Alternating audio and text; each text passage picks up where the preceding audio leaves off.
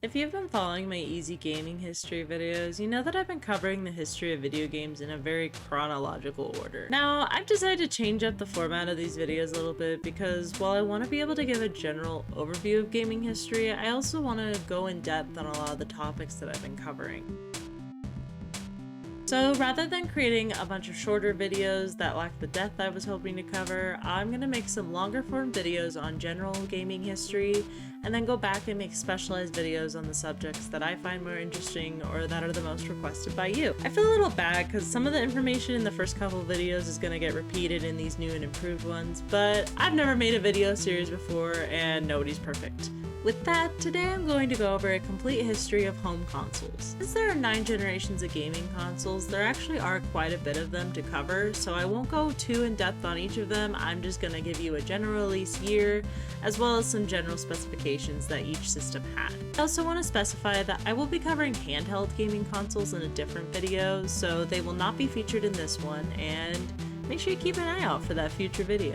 Now, the way console generations are divided is the actual technological capabilities of the consoles themselves. That basically just means that a lot of consoles that, for example, came out in Gen 2 might have still been coming out as Gen 2 consoles when Gen 3 was beginning. Starting back in the first generation, we have the Magnavox Odyssey, Atari Pong, and the Coleco Telstar series. I already covered the 1972 Odyssey in a previous video, but to those who don't feel like going back, the Odyssey was the first home game console. It featured static pling overlays, 2 controllers, and was powered by 6C batteries. Yep, not only did it have basically no graphics besides 3 dots and a line, but the damn thing couldn't even plug into the wall. Following the Odyssey, Atari released a home version of the Pong arcade game. The development of the first Atari Pong home console is actually pretty interesting. In 1974, Atari engineer Harold Lee proposed a home version of Pong that would connect to a television. Home Pong. Very creative, I know. What was cool about Home Pong was that Lee and Pong's programmer Alan Alcorn created a single large-scale integration chip that would house the game inside the console. Remarkably, this chip was actually the highest performing chip to ever be in a consumer product back in 1974. Sears Telegames, now if there are kids watching, Sears was just the big department store of the time, ordered approximately 150,000 home Pong units, and it was completely sold out by the 1975 Christmas season. In 1976, Atari released Pong home consoles under their own name and followed up the original home Pong with a whole bunch of variations. There was Pong Doubles, there was Super Pong, there was Super Pong 10, there was Super Pong Pro Am 10, Ultra Pong Doubles, enough Pong for everyone, supposedly. The only console Atari ended up releasing that featured a game other than Pong was the 1977 dedicated console called Video Pinball. This featured 4 pinball variations, a basketball game, and 2 versions of Atari's Breakout. Now, in 1975, Magnavox began their production of the Odyssey series to follow up the first console. The Odyssey 100 was able to eliminate a large amount of the overlays that were required by the original console, as well as added elements such as sound and scoring to the machine. This was followed by the Odyssey 200 and 1976's Odyssey 300, which were basically the same machine. The Odyssey 400 added on-screen scoring to the system. This was followed by the Odyssey 500, which featured on-screen color. In 1977, they skipped a bunch of numbers and released Odyssey 2000, 3000, and 4000, which were, again, just kind of the same machine with minor cosmetic differences. The Coleco Telstar brand is the last one that I will be discussing from the first gen of consoles. The name encapsulated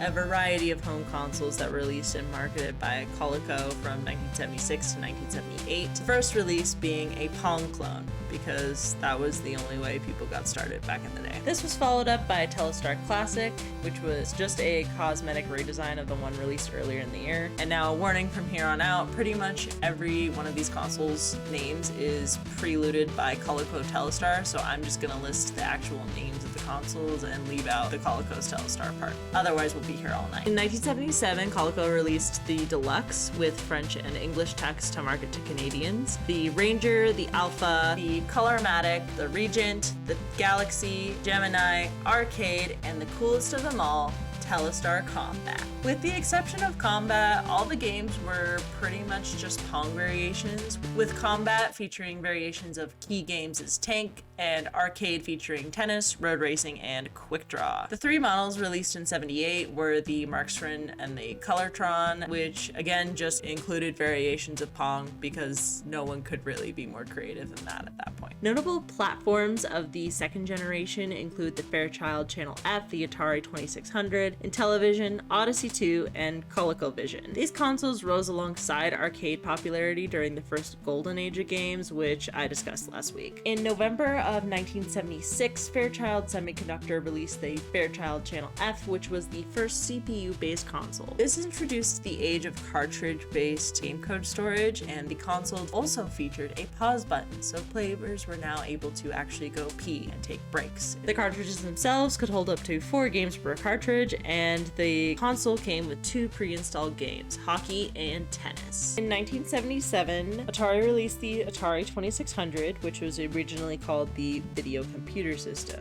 and this was their first CPU-based console. Atari released 9 games for the holiday season of '77, and since they held exclusive rights to most of the popular arcade games of the day, they were actually able to just transfer over those games onto their machines without having competition for them. These game advantages, alongside their superior pricing, actually meant that Atari sold more units than Intellivision and was able to continue to hold the dominating lead over the game market despite having inferior graphics to the Intellivision. An important thing to know about the second generation of consoles was that pretty much all the CPUs were 8-bit, although they would not be referred as the 8-bit generation the way the third generation would be. In 1982, Atari released the Atari 5200 in an attempt to compete with the Intellivision. While it was superior to the Atari 2600, a lot of the poor sales and lack of new games meant that this console would only be supported for about 2 years before it was completely discontinued, while the Atari 2600 would continue to live on. The Bally Astrocade was released in 1977 and was, for some reason, only available through a mail order. On top of this, there were lots of delays in production, meaning that none of the units would actually ship until 1978, and because of the mail ordering, it sold mostly just at computer stores and didn't really have any retail exposure the same way that Atari did. In 1978, Magnavox released its sequel to the Odyssey, titled the Odyssey 2,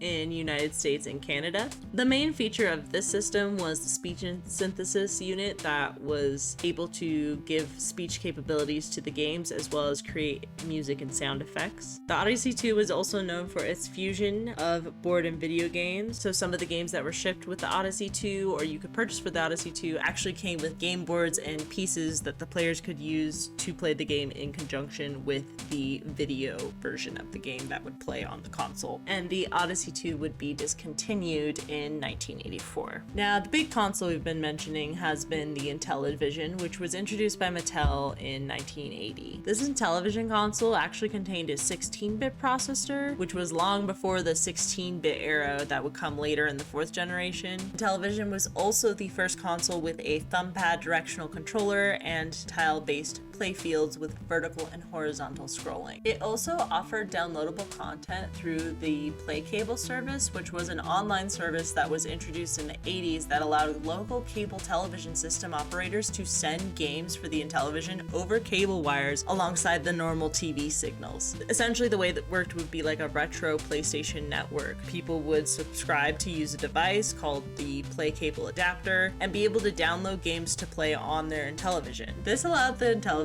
to be the first console that had a service that allowed users to download games to play. And despite the fact it wasn't widely adopted, it still makes its mark on history as the first time we were able to download content for our consoles. The Intellivision's ad campaigns also used side-by-side game comparisons to show the improved graphics and sound compared to those on the Atari 2600. The console itself wasn't discontinued until 1990. The ColecoVision was introduced by Coleco in in 1982, and it was much more powerful than their previous consoles. It actually provided an experience that was closer to arcades than what the 2600 was able to replicate. The ColecoVision also launched with Zaxxon, which is personally one of my favorite early arcade games, and actually saw a lot of support from other developers such as Activision and even Atari. Something kind of funny is Atari actually ends up suing ColecoVision later for creating an expansion module that allowed the console to play the Atari 2600 games, and Atari didn't like that, so they sued them. And the console was ultimately discontinued in 1985 due to the video game crash that happens in 1983. The Vectrex was released in 1982 and actually featured vector graphics and its own self-contained display. And even though it was able to deliver higher quality versions of arcade games, it ended up being a commercial failure and was on the market for less than 2 years.